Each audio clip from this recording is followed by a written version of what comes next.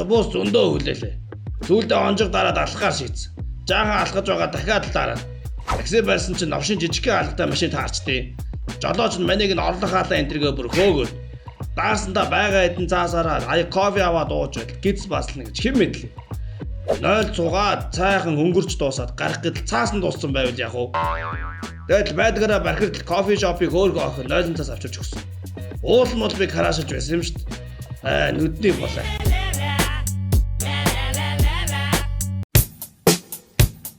Манчин дансаа хоолт юм угээд эдэмдээ зогсож байгаад 3500 төгрөг маань гарахгүй гэдгийг гин сандээ. Тэгээд гадаа сунгаас сониад нэг өлбис юм хөл тэглээд унцлаа. За тусалт юм угээд бослоор царайлаг хүүхэн гүйж ирээд өлбис юмнаас цүнхээ аваад надад 20,000 төгрөг гаргаад өгдөө. Тэгснээр бүр хацар дээр үнсээд авсан.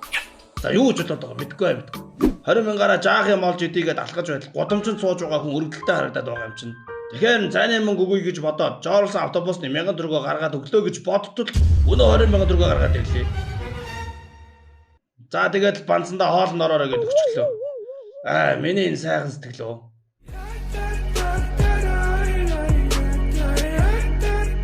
Can't touch this. Шинжилээс өмнө турд юм уу гэд фитнес орлоо. Гой эмэгчингүүдийг харж байтал фитнесийн хүн ирээд дасгалаа хий гэж загнах хаятай хэлдэг. Фитнес эхлээд нүд хийчээ дараа нь дасгалаа хийдэггүй юм уу? Жаахан дасгал хийсэн амьсгаа бүр нэлээд өндөр байна шүү.